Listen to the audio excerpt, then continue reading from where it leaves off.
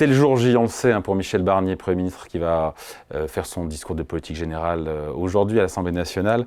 Et beaucoup de mesures d'orientation fiscale seront dévoilées. Le Parisien nous parle aujourd'hui d'un choc fiscal entre 15 et 18 milliards d'euros. Pour en parler, votre invité aujourd'hui, François Ecal, bonjour. Bonjour. Merci d'être avec nous, ancien magistrat à la Cour des comptes, fondateur de FIPECO, et il faut le dire avec beaucoup d'humilité, l'un des meilleurs connaisseurs, experts en finances publiques françaises. Les ministres vous reçoivent. Bruno Le Maire, d'ailleurs, vous avez reçu aussi pour vous demander ce qu'il fallait faire en son temps. Bref, le déficit public français, pour 2025, devrait vraisemblablement, ce sont des supputations, rester en tout cas au-delà de 5%. On se dit que déjà, si on réussit l'année prochaine à être au-delà de 5%, c'est déjà une prouesse, alors qu'on sera à plus de 6%. D'ailleurs, 6% cette année, on sera où? 6,1, 6,2, 6,3, ça peut aller jusqu'où? Je ne sais pas. C'est sûr que à ce stade de l'année, les prévisions sont encore incertaines. Ce sont des chiffres qu'on trouve dans la presse sur la base d'informations parcellaires. Là, c'est le ministre du Budget, oui, il a dit qui a dit plus de 6%. Oui, donc c'est le ministre, mais il y a derrière, on ne sait pas quelles sont les prévisions, le scénario macroéconomique, l'évolution des recettes. Il n'y a pas l'équivalent d'un projet de loi de finances, on ne connaît pas encore, ou d'un programme de stabilité. Donc oui, on a des déclarations de ministres, il y a quelques documents qui ont été envoyés aux commissions des finances, mais ça reste quand même encore, je dirais, très fragile. Donc, mais il est bien probable, en effet, qu'on ait un déficit public qui soit de l'ordre de 6%, peut-être un peu inférieur, peut-être un peu supérieur, ce qui de toute façon est beaucoup. Ouais. Et l'objectif de tenir un 5% l'an prochain, ça sera déjà pas simple de le tenir. Ça sera déjà très difficile. Ouais. On aura la semaine prochaine le projet de loi de finances. Entre-temps, il est envoyé au Conseil des finances publiques, c'est ça, cette semaine? Il doit l'envoyer en principe une semaine avant, oui. Voilà, alors je ne sais pas s'il a été envoyé hier, s'il va l'envoyer aujourd'hui. Donc on saura exactement ce qu'il y a dans ce projet de loi de finances. On a Michel Barnier aujourd'hui qui a donné son discours de politique générale. On devrait y voir plus clair, notamment en matière, selon vous, d'économie sur la dépense publique, de hausse d'impôts ou pas? Alors j'espère qu'on y verra plus clair. Maintenant, je ne sais pas ce que M. Barnier va dire cet après-midi. Je n'ai pas le discours de politique générale, mais bon, j'espère en effet qu'il donnera qu'on aura quelques éclaircissements, aussi bien sur le plan des impôts, parce qu'on en parle beaucoup, que sur le plan des économies qu'on devrait faire sur les dépenses publiques. Ouais, parce qu'on a quand même toutes les prévisions de déficit public n'ont pas été tenues. Les déficits dérapent comme jamais. Enfin, je veux dire, par rapport aux prévisions, on a rarement vu ça en France, non? Récemment. Alors on a toujours, depuis toujours en France, on fait des lois de programmation des finances publiques ou des programmes de stabilité qu'on ne respecte jamais. Après, il est moins fréquent qu'on fasse des erreurs importantes sur l'année en cours ou l'année suivante. Là, on y est. Là, c'est vrai qu'on a fait des erreurs de prévision importantes. En effet, il faut préciser ce qu'est le on. Les prévisions officielles, effectivement, étaient probablement un peu trop optimistes. Les prévisions de l'administration, de la direction du Trésor, si on en croit justement les documents qui ont été remis il y a peu de temps aux commissions des finances, ces prévisions étaient plus pessimistes. Bon, maintenant, c'est pas non plus nouveau ça. Moi, quand j'étais au ministère des Finances, j'y travaillais. Qui était aujourd'hui la direction du Trésor il y a 30 ans, on faisait déjà des prévisions internes qui étaient assez différentes de celles qui étaient publiées officiellement et qui étaient beaucoup plus pessimistes. Donc ce n'est pas une nouveauté. Du fait de ces dérapages, encore une fois, par rapport aux prévisions, on peut dire que le gouvernement de Michel Barnier, aujourd'hui, n'a plus le droit à l'erreur sur sa prévision de déficit à venir. C'est sûr que, comme le disait Jean-Marc Vittori, on n'est pas à l'abri d'une crise de confiance sur les marchés financiers. Cette crise de confiance, comme il le disait d'ailleurs, elle intervient en général à des moments où tout d'un coup il y a un choc qui n'était pas prévu. Ça peut être par les marchés, c'est un choc politique, une nouvelle politique publique, ou ça peut être, comme ça a été le cas pour la Grèce, un choc d'information sur le déficit public. Alors c'était déjà pour les années précédentes pour la Grèce, mais aussi sur les prévisions de déficit public. Tout d'un coup s'aggrave.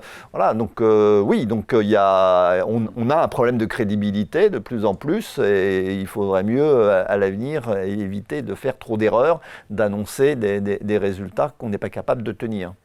Le gouvernement qui a laissé entendre à plusieurs reprises, que ce soit le Premier ministre ou même par le biais de ses ministres en charge des dossiers, que la priorité c'était de baisser, en tout cas de freiner la dépense publique. On attend de savoir effectivement quel levier, jusqu'à quel point. Bien sûr, mais alors ce qu'il faut avoir en tête, c'est que l'effort est énorme. C'est-à-dire que pour simplement stabiliser la dette publique à son niveau actuel, 110 points de PIB, et quand même financer les dépenses nécessaires pour la transition climatique. Donc tout le monde considère qu'en effet, il va falloir quand même augmenter les dépenses de ce côté-là. Il faut réaliser un effort par des hausses d'impôts ou par des économies sur les dépenses, qui est de l'ordre de 4 points de PIB, 120 milliards d'euros. C'est le chiffre qu'on retrouve un peu partout. Alors c'est peut-être pas 120, c'est peut-être 100, c'est peut-être 130. Voilà, c'est quelque chose qu'on n'a jamais fait. Et je pense qu'on ne le... Moi, je préférerais, et sur le papier, je peux vous présenter une liste de mesures qui permettent d'arriver à 120 milliards d'euros d'économie, mais dans le contexte politique et social français actuel, c'est totalement irréaliste. On ne le fera pas. Donc, malheureusement, il faut se résigner à quelques hausses d'impôts. Quelles sont d'abord les mesures en matière d'économie les plus efficaces et celles qui sont plus ou moins indolores, encore une fois? Il n'y a pas de mesure indolore, justement. Pas. Le problème, c'est que ça n'existe pas. Quelles seraient les mesures les plus efficaces? Une dépense publique, c'est toujours des euros qui vont dans la poche de quelqu'un, que ce soit un ménage ou une entreprise. Donc quels sont les plus gros leviers, alors, en matière d'économie? Les plus gros leviers, c'est malheureusement la plus grosse dépense publique, le quart des dépenses publiques, c'est les retraites. Donc il y a une mesure, on a fait une réforme des retraites, il faudrait déjà qu'on la maintienne, parce qu'elle est très importante, mais elle ne va concerner que les futurs retraités. Les retraités actuels, il y a une mesure qui rapporte beaucoup, qui est très simple. C'est le gel des pensions. C'est la sous-indexation, éventuellement le gel. Voilà, on indexe moins que l'inflation des retraites. Sauf que l'inflation n'est plus à 5%, l'inflation elle est à 1,5%. Elle est à 1,5%. Si au lieu de les indexer à 1,5%, vous les augmentez de 0,5%, donc un point de moins au-dessous que l'inflation, vous gagnez à peu près 3 milliards sur les retraites de base et 4 milliards si vous y ajoutez les retraites complémentaires. Donc vous gagnez 4 milliards en tout. Voilà, donc 4 milliards, 3 plus 1, 4. Et donc 4 milliards, si vous faites ça pendant 3 ans, vous gagnez 12 milliards. C'est totalement mécanique. Et sinon, qu'est-ce qu'il y aurait d'autre comme mesure, encore une fois Après, on rentre dans des choses techniquement plus compliquées. Il y a sur les dépenses de l'État, je pense qu'il va falloir reprendre la baisse des effectifs de la fonction publique d'État. Le seul moment où on l'a réussi dans l'histoire, c'était sous Nicolas Sarkozy. Depuis, les effectifs de la fonction publique ont beaucoup augmenté, mais il ne suffit pas de dire, comme certains le disent, on va supprimer des emplois dans les fonctions administratives.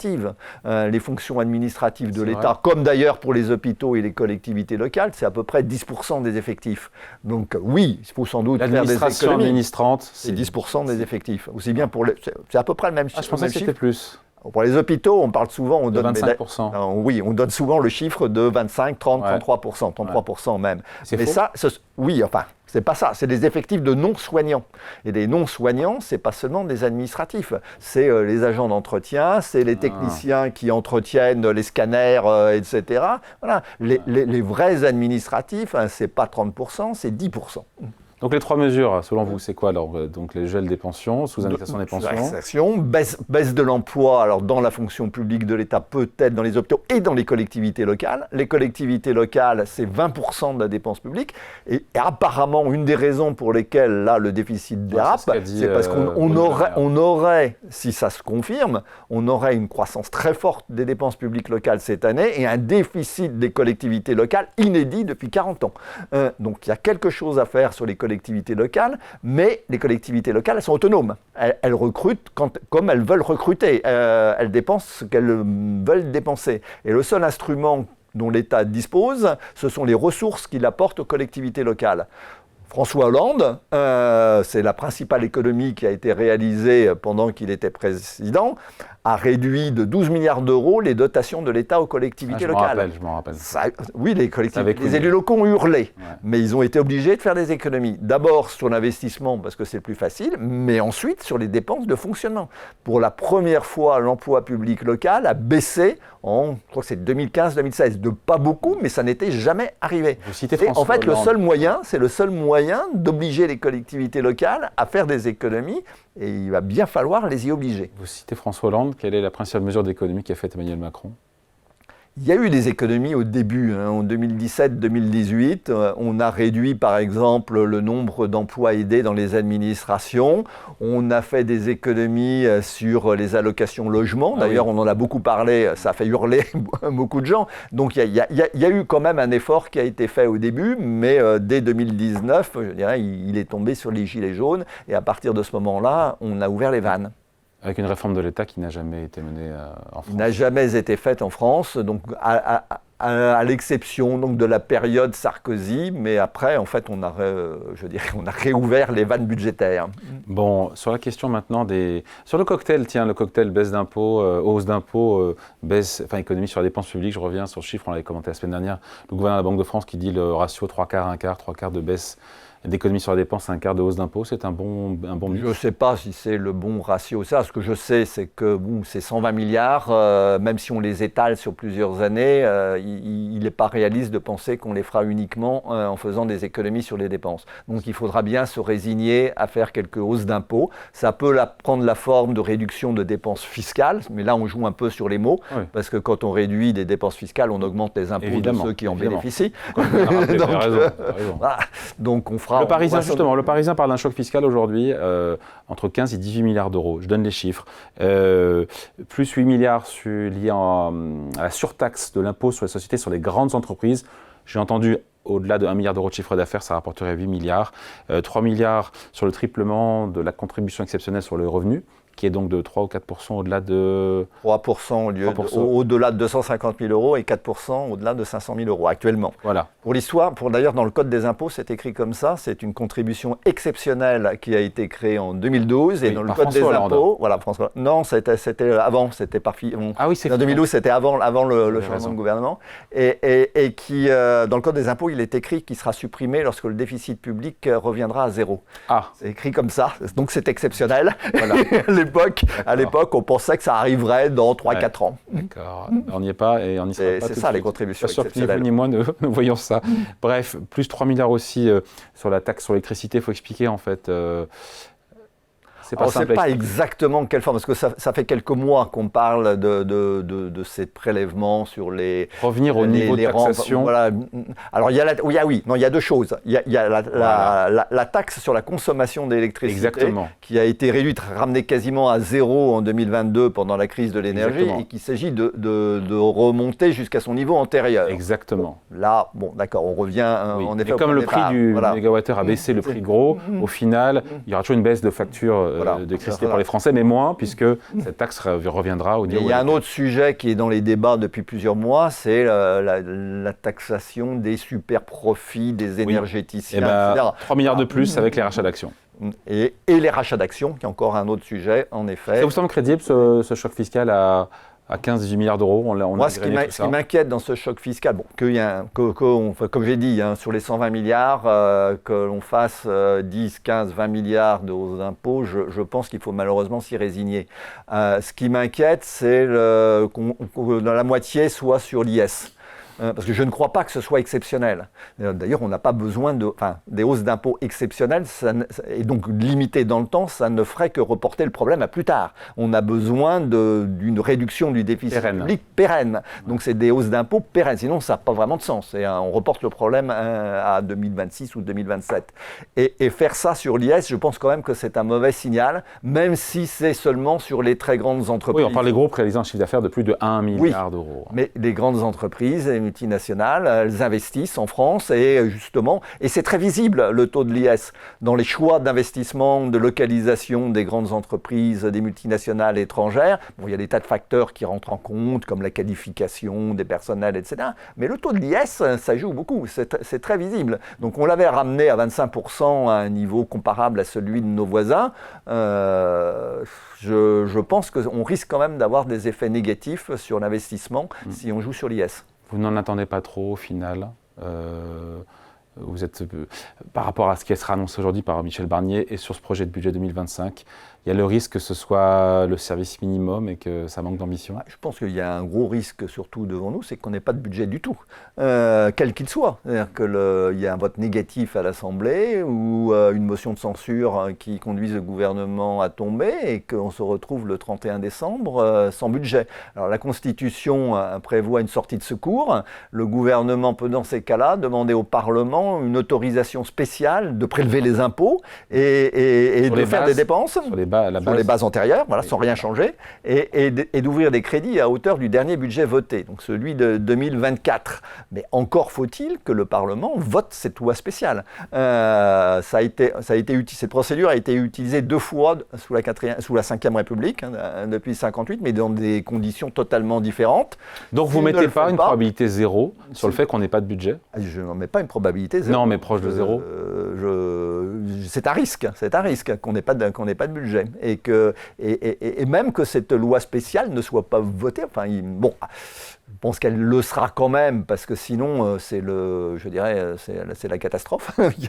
Voilà, on ne paye plus les... Alors, c'est quelque chose que les Américains connaissent, mais eux, ils ont l'habitude. Et puis, l'État fédéral américain n'a pas les mêmes responsabilités, a des responsabilités quand même beaucoup moindres en matière de services publics que l'État en France. C'est les États fédérés qui ont des responsabilités aux États-Unis.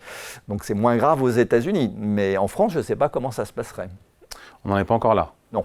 Non, puis après, il y a ce qui sera annoncé et puis ce qui sera voté. Ce qui peut être voté ou pas. Ça peut être très différent, justement, compte tenu, dans ce contexte, je pense qu'il y a quand même de forts risques pour que la loi de finances, si elle est vraiment votée, ce que j'espère, ne ressemble pas du tout au projet que va nous présenter aujourd'hui ou dans la semaine prochaine Michel Barnier. Bon, et donc d'ici là, vous reviendrez nous voir. Vous reviendrez, comme ça on pourra commenter tout ça ensemble. Merci à vous, François Egal, donc fondateur de FIPECO, ancien magistrat à la Cour des comptes, d'être venu nous voir, inviter la grande interview en direct sur Boursorama. Merci à vous. Merci.